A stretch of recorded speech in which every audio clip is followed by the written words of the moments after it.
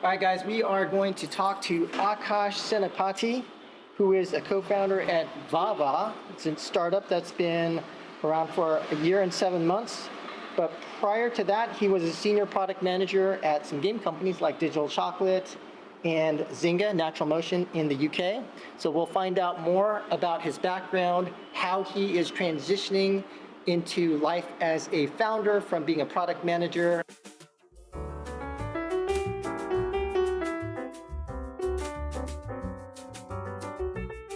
What you're doing right now, what is Vah Vah? Could you tell us a little bit more about the company and your role at the company?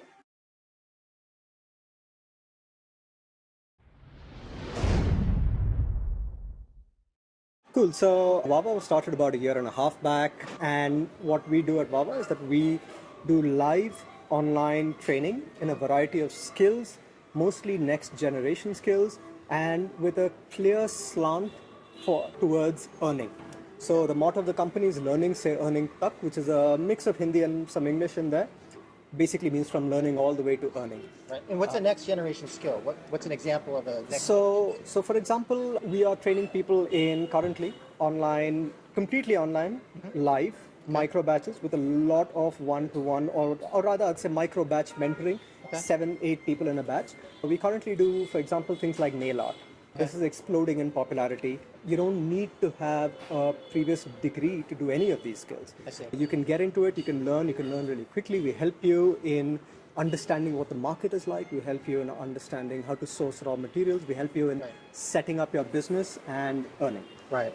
So kind of a difference between like the traditional education system where you're going for general skills, degrees, and then going towards a specific career, but it seems like you guys are more focused. A specific skill, learn that skill, get right to work. Absolutely. It's exactly that. And nail art is just one of the examples. We aim to set up multiple such colleges. So I can't really talk about what's coming next, but as an example, we have nail art, we have makeup, we have hairstyling, multiple things over there, and then we'll see more such verticals come up very soon. Right. And how long have you been doing this? And you're a co-founder. Could you talk about some of the other, like how did you start the company? And So we have 4 co-founders, and at least 3 of us have a very solid gaming background. Okay. One of us ran Zynga in India. Oh. One was one of the star product managers at Zynga in India. Nice. And that's where I met him, and he introduced me to the others, and that's how we all got started. So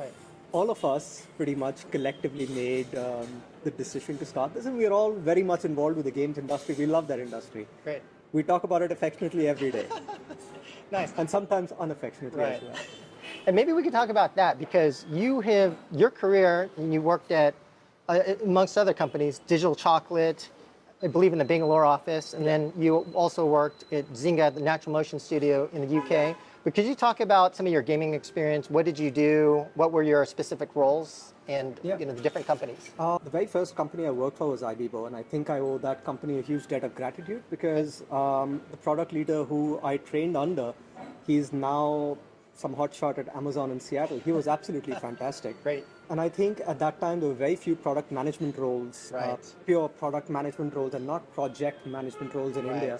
And I just sort of stumbled into this. And I guess what drove me to that was that I was always interested in computers from a very young age. I had a MS-DOS 386 with 4 MB RAM, so that's how ancient I am. And so that's where I started, where we were doing social games for India, and very India-focused games. And then after that, Digital Chocolate. After that, moved to London, Real Fun Games, Zynga. And it's always been product management roles and always games. Okay. So. And so you made the transition from product management to entrepreneurship in terms of like your role at Vah Vah. Is it similar in terms of the product management role? And maybe you could talk about that in terms of that transition, as well as maybe some of the skills that you learned that apply now to you as an entrepreneur. Yeah, I think in some ways there is similarity. There is some amount of overlap. Very specifically at Vah Vah, what I do is that I look after course design. Okay. And we have taken a very product management approach to that. So we'll design the course. I don't want to talk too much about how exactly we do it. Sure. I think a lot of this is secret sauce. But I would say that a lot of my PM experience translated into me doing a good job at being able to design the courses. Right. The other thing that I look at Vah Vah is just running operations. And running operations like a tight ship, there's no way I would have been able to do it without my previous gaming knowledge, because all that focus on metrics and watching for numbers and movement in those numbers, that pedigree is really what's helped me a lot over here. That and the ability to write SQL, which eternal debt of gratitude to Zynga. Is that necessary for a PM? There's a big debate now. Should PMs know SQL or not know SQL? They should. Okay. Oh, 100% they should. Absolutely, they should. I mean, they don't need to know like super complex SQL, Right. but The basics. yes, because I think as a PM, it's a very interesting role. Very often, nobody's going to tell you, hey, this is exactly what you need to do. You should be self-sufficient. You should be entrepreneurial. You should be able to figure out answers on your own. And even if you don't figure out the answers, you should be able to say, hey, I think there's a problem there. Can I get some analyst support to really get into the weeds? Got it. And I think that's important for a PM. So yeah, 100%.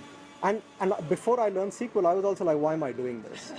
But it's only when I crossed the chasm that I was like, yeah, okay. Okay. So Akash, in terms of your perspective of the Indian gaming market, what are your thoughts in terms of positives and areas where you think India still needs to kind of grow in terms of the gaming industry? All right. So I'll start with the positives first. I think we've got a really good, strong product management core over here. Okay. And a lot of that is due to Zynga India. They take a very good approach to product management. Okay. So a lot of the product managers I've spoken to from Zynga India are absolutely world class. So over there, I think, we've got a very good, strong core of people. I think one of the places where there can be a lot of improvement is art and design. And there's several reasons for this, I think. Multiple people have talked about different things. My thesis on this is that when artists grow up abroad, and I saw this in the UK where I worked for quite a while, they grow up with their own local influences, but at the same time, they've got so many influences coming in from everywhere. So if someone has, let's say, a Japanese influence along with something which is more European, they can just seamlessly blend that together. And if you say that, hey, okay, so I like this Norse mythology thing you've got going on, can we put in some Japanese weapons over there just to make it a little bit more interesting, something more unique? They're like, yeah, okay, done. That does not translate so well over here. Okay. Over here, you'll have to give references. Right. And I think that a lot of that is because when people are growing up over here, they don't get that many creative inputs from across the world. Right. And I think that is an issue with art and design. Okay. But I think that, like everything with India, that'll be solved going forward. But I think these are my two. But I'll also say this, that since I moved back to India, I've not been that immersed in the gaming scene. So I'd actually throw the question to you, and I'd like to know what you say. It feels like, I think the biggest issue I have with Indian gaming is just in terms of like the sophistication, because like obviously like a lot of the work here has been content treadmill, live ops, and so like in terms of like new game development and understanding that discipline, how do you build something new, something innovative, and the process and the practices around that, I think need further development. And then just a lot of folks who don't question why, right? Like they're doing something, but then they don't attack the process. They don't try to improve upon it. They're just like, okay, we do this. And then if you ask them, okay, well, why do you do things in a certain way? They kind of don't know, or they haven't thought about it. So I just think that it's a skill that can be learned. And I think that kind of thinking is starting to come here, but it just hasn't been developed fully yet. Yeah, I think that's a really good answer. While you were saying this, the other thing that popped into my mind was that I noticed that when I was in the UK, everyone who I worked with, I would say 70%, 80%, they were there because they really love games and they love the games industry. And because of which they're sort of sponges for a lot of influence, they play a lot of games. That's not yet there in India. Again, I can see this increase exponentially here quarter on quarter, year on year. But classically, historically, that's not really there yet. You won't find kids in India who are like, I want to work in the games industry. I'm going to start as a QA and I'm going to become a PM. Right. Abroad, you'll find so many people who started as QA and then they went into design or product or engineering even. Every single thing. people are perfectly fine with starting in QA just because they love games. Right. So that's not something I've yet seen over here.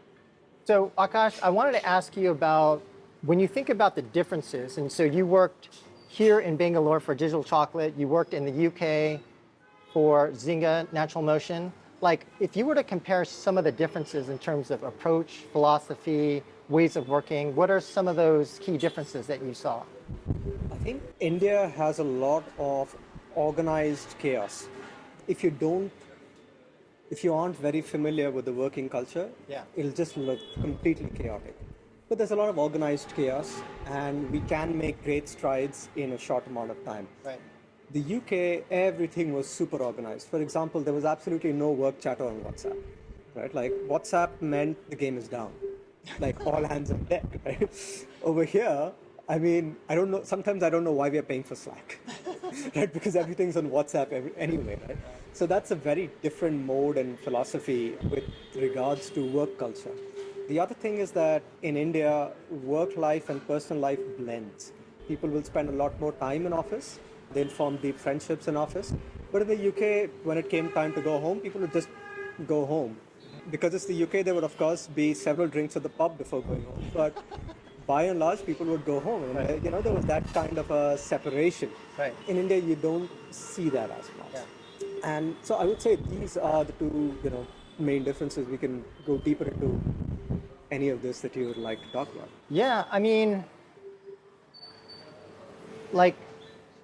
so maybe I could ask you about that in terms of when you think of somebody in India working at a game company versus somebody in the UK in terms of lifestyle. So do you think, you mentioned there's more of a separation in the UK, more of work integration here in Bangalore.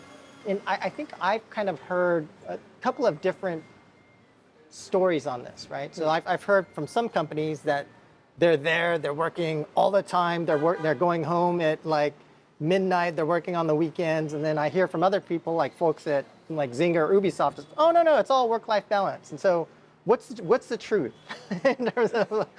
I think if it's companies like possibly Zynga and Ubisoft, maybe there is, I mean, they will follow, they'll follow what the international parent sort of lays down for them. Okay. But at Indian companies and in general, like what I've seen before, life's blend. Even at several Indian companies, I've seen life can blend between work and between personal. People form deep friendships at work. Right. And I think that's something which I've pretty much only seen over here. I will also say that, like for example, in the UK, there will be no tea breaks in the middle. Very less. People will come in at a certain time, they will work hard at a certain point of time. And in India, there'll be several breaks in the middle of the day. There'll be tea, there'll be chai, there'll be coffee. You get to know each other, you chat a little bit, then you go back to your desk. And which is why it'll stretch beyond 6, it'll stretch beyond 7, it'll stretch beyond 8 often. Because you've got all of these things integrated. And I think like Western culture is a lot about the individual. Right. And Indian culture is a lot about the collective. So in the West, you would cultivate a separate hobby out of work. And if you don't have that, if someone says, so what did you do on the weekend? And if you can't say something interesting like, oh, I went for a hike or I went bouldering, people will be like, oh, okay, so you just saw Netflix, huh? But that's not really the case in India. You're not really expected to cultivate something fantastic and interesting and mysterious outside of work. You can do all of that within work. Right. So you'll finish work and then you'll probably go to the bar with your work friends, maybe you'll play football with them. Those lines are very much blurred over here because it's all about the collective, and this is the collective. And together, you've got this goal, hopefully, usually. Yeah. Well, looks like I came to the right place because I agree with you. Like, I believe that work and life should blend, and I believe in more of the collective as well. So that's great.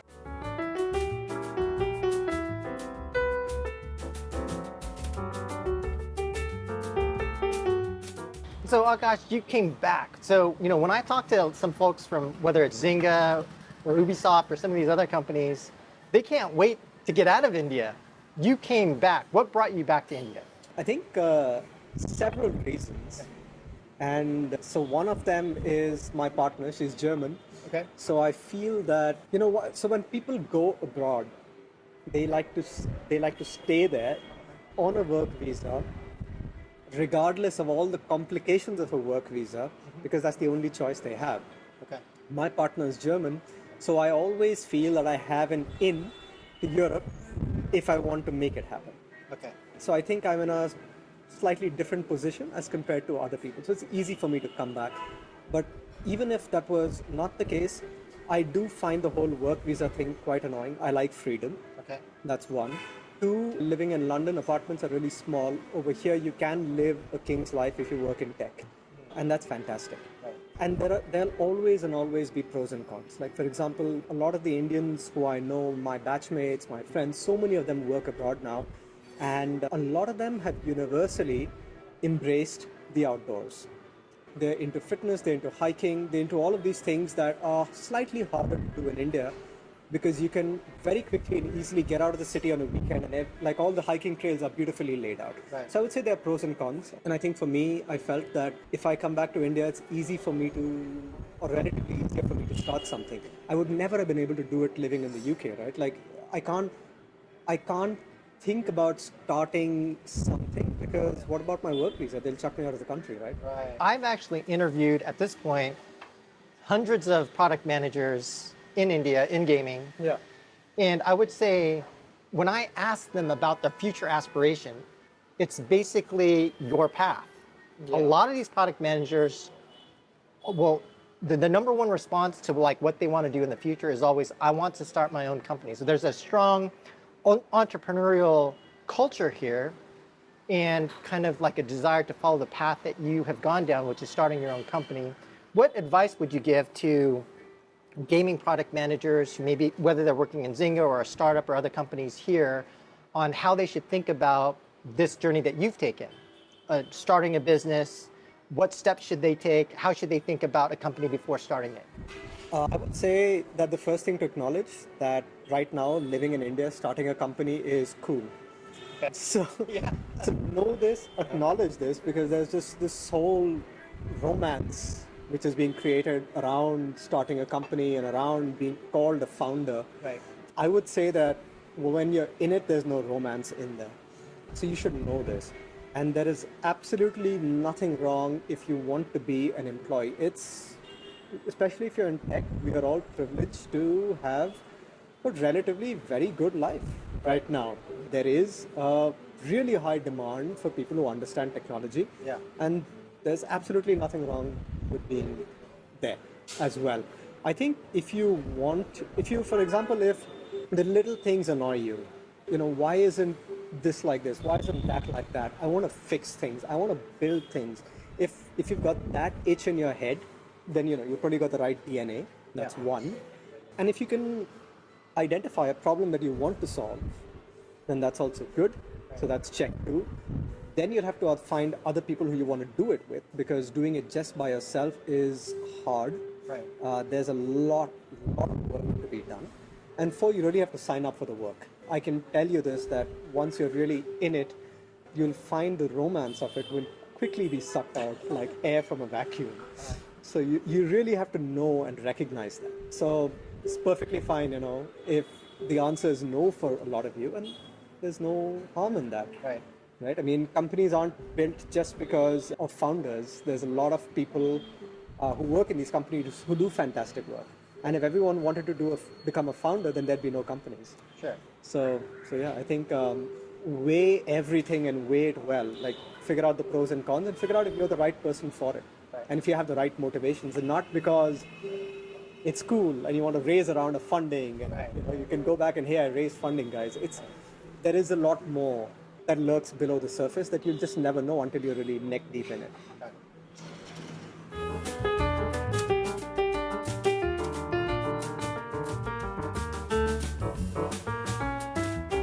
I don't know why, so that's why I really want to see Leela Games succeed. I really like the name. Thank you. I love the name. I think it's absolutely fantastic. Be here, use the market, because this is definitely going to be cheaper than developing abroad. Right.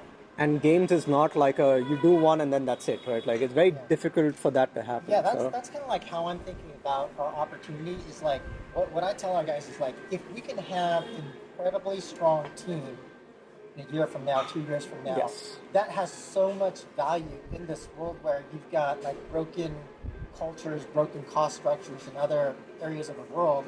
So if we can have massive structural advantage here, with a team deep in a specific genre with very deep expertise, with the cost structure that we have, with a team that really wants to work on, creating a world-class product. I mean, it's kind of like from my background working at Fun Plus, King of Avalon, we did that in Beijing. I think we can do here. Yeah, I think there's a lot of value in that. Parsia Kuriantos. Nice. What is that? Parsia Kuriantos. Okay. That was Persian. Yes. This is from north of Iran, from Caspian Sea. Okay. Nice. Right, thank you. Compared to a game studio in the West, if we can make 3 games to their 1, who's going to win over the long term, right? Absolutely. So, Absolutely. And what about the choice of game? So what game are you guys working on? we're working on a shooter game, which is a massive technical challenge. But I will say that I think that so long as we're betting on the long term, then I think we'll be okay. And then some of the technical challenge we can get around through design. Yeah. It is a pretty massive challenge that we're taking on, because we're not just doing another shooter, right? Like, we don't want to do battle royale. We don't want to do team deathmatch. We just don't think we can. I mean, there's 250 person teams, in China and all over the place. We can't compete in those spaces, so we're trying to do something different. Right, right. I would be wary about the technical challenge though. I think that's the one that just sort of creeps up on you slowly, and then one day you're like, oh my God, how do I solve this? How do I make the tech work? Yeah. No, we've been fairly warned, right? Like, so, I have a friend of mine who is, led a very successful shooter game that's a top shooter game. He warned me that there are going to be like 3, call it $10 to $12 million technical challenges that we're going to have to figure out how to get around. Yes. So we've got ideas on them, and that will be a risk. Yeah. How's engineering sort of scaling to be able to handle that challenge? And I will say, like, our ability to hire engineering here is very, very tough. Not only because, one, there's so much competition for engineers here. Yes. And I would say, like, the technical capability of the engineers here still has to mature. Right? I think that, there's a ton of Unity developers, but then there's also a lot of Unity developers who don't have, like, a solid foundation, like, in terms of math, logic, so they can kind of code stuff, but we're not really looking for scripters. We're looking for real hardcore engineering talent. So our conversion rate has been super low, like 0.6%. So, I understand that, and I think that's a very, very good point. The grounding, the fundamentals, right? Sure, Unity, but did you have some background in motion graphics before? Did you do any kind of C++ before? Any, like that really, the kind of coding that you would learn in an engineering school. And I think that's a fair point. So I would have thought that would be a challenge, like which you have confirmed, because I think there are a lot of engineers, a lot of good engineers, but easier for them to plug into, let's say, SaaS software. Right. Games is hard. Now, Akash, maybe another question I could ask you. So you've worked at Digital Chocolate, you've worked at Zynga, Promotion. If you could tell me about one thing that you thought they did really well, and maybe one thing you think that they can improve upon. And don't worry, nobody from Zynga is watching. So everyone from Zynga is watching. So I think I'll start with the positive. So I think in general, like game studios, I've seen that it's a very fun, lively, creative atmosphere. So the walls will be done up nicely, and it's a very nice feeling to walk in there in the morning. This is for Zynga specifically, or for both Zynga and D-Chalk?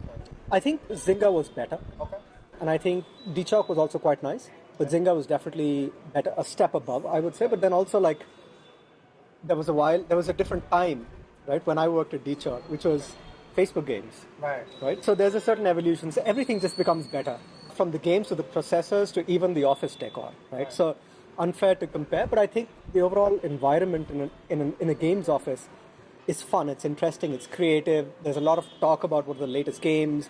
Did you see the cultural influences in that movie? It totally looks like that game. So it's fun, it's interesting, it really keeps the creative juices going. And I think game industry execs, they do a little extra because they're willing to do that little extra to inject some more fun in the into game studios. They're not just your regular MBAs. they're interested in games. I've seen this quite universally. The one thing that I think that they could do better is onboarding new people. And because game teams can be, they can be large, but they're often, like they're small pods. Right. And unlike other companies where there would be a structured training program before you even hit the floor, what I've found is that, you walk in one day like, hey, welcome Akash. Hey Akash. And then that's it. Nobody really knows what's happening. I remember one of the places I joined, within the first week, I remember checking in code, Yeah. right? Like X strings of a game, translations. And someone said, hey, why didn't you do that? I said, sure, let me figure it out. I didn't know how to check it in, but I figured it out. I did it, but I should not be checking in code. Like, you can't let me anywhere near your repo. So, and that's because nobody really knows how to onboard people. Right. So I think that's something that they could do much better. It would set them up for success. Yeah. Where are you getting your engineers from? I mean, we primarily use LinkedIn, AngelList, Yeah. GitHub. And how big is the company now? So we'll be slightly over 30. Oh, wow. Between 30 to 35. It just, because we're bringing in so many new people, depends on the week. Yeah, we just very recently we hired a lot. I think we're going to slow it down because I think that was just too fast. Yeah. Yeah. Otherwise, like, you just have more new people than the old people, and then Right, yeah. you've got a different problem. Right. Yeah. I've got a new appreciation for everything HR, which I just never had earlier. Right. Because also game teams, right? Like, even as a PM, you'll have 4 or 5 other PMs reporting to you. It's small, right? You'll have these longer one-on-ones. This is a completely different ballgame. Like what I'm in now. It's operationally so heavy and so complex. The numbers of people involved are so much higher. Yeah. It's very different. So I think the biggest thing that I've learned in this is people management. Right.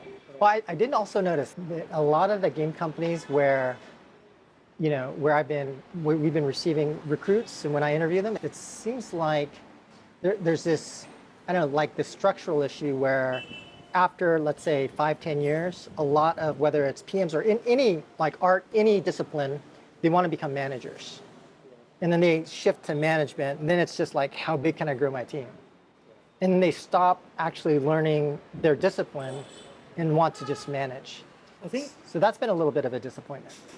Yeah, I think if you sort of look at India as a game that is soft launched, Yeah.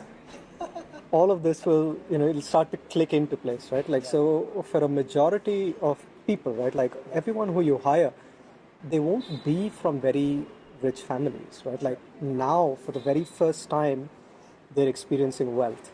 Right? Like everyone mostly will be from a middle class family. Maybe their parents back home, they run a shop.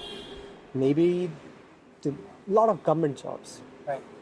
And it's a bit like, so you're experiencing this for the very first time, but your thinking hasn't changed.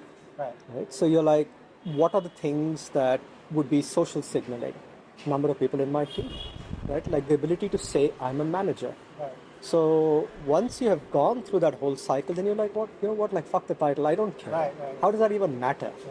Like, it kind of goes back to like this notion of, self-worth. How do you view your value? Yeah. And for some people, it's about prestige. It's like, what is my title? How many people report to me? How much money do I make?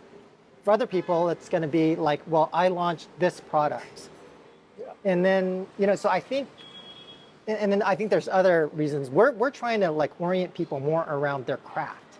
Yeah. And more around their specific skill. And then that should translate into value, right? Like the salary and the money that you make. But hopefully we can change that thinking here. Yeah. I think it'll take some time because like I mean the thinking changed in me. And it's not like today I'm like, yeah, whatever, I don't care whether I'm called founder, whether I pour the coffee in the morning, I clean the desks in the morning. It doesn't really make a difference to me. Right. Was I like this 10 years back? I don't know. I'd like to think I was, but I really don't remember. Right? Maybe I was, maybe I wasn't. Maybe at that time my internal goals were different. So I think it's a bit like, that the need hierarchy pyramid, right? Like once you get up there, that's when you're in a very different place, right? But if you're from a first world country, then that's not really something that you would see over there. Everyone comes from pretty much very comfortable backgrounds, and especially if you're from Europe, the welfare state is there, right? Like it is a welfare state, and even if your parents did not make that much of money, life would have been very comfortable. But that's not necessarily true over here. So you do come from that mindset. Akash, maybe I could just ask one last question. Sure. If you have advice to the PMs out there, maybe the Zynga PM who was years back, what advice would you give them? I would say that you don't need to be chasing a higher salary. You don't need to be chasing more people on your team. I think find something that fulfills you. And whether that's moving abroad and doing hiking on the weekends while working on your game Monday to Friday, then that's fine. And if you want to build something fun and interesting right here, then go join Leela Games. I mean, what are you thinking about? Right? Awesome. So yeah, find something that fulfills you, because the time when you had to hold down a job is gone. You will be fine. You won't, even if you're working on a high risk job, that company closes down, you will be fine. You work in tech. Right. You're okay. Actually, that advice really resonates with me, because one of the reasons I started Leela is because I had a career working in games and did fairly well, but then I thought about, so what? So I made some money, right? So I'm happy relatively, but then I thought about, but what did I do? If I look back on my life when I'm older and I think about what have I accomplished, I'd be very disappointed. So I definitely appreciate the advice that you're giving folks. So. And even PMs abroad, right? Like, I mean, if you want something different, if you want a bit of a challenge, I mean, let's say that, you're from Helsinki. You've grown up all your life in Helsinki. You can go to Helsinki anytime you want, but maybe why don't you come and spend a few years in India? It might be interesting. It might be different. Right. You might learn a few things. You might like it. You might not like it. But one thing I can promise you, it'll be the ride of your life. It will be interesting, and you will see and learn new things every day. It's a different perspective. Right. Life is short. Life is short. Absolutely. Thanks so much for your time. Most welcome.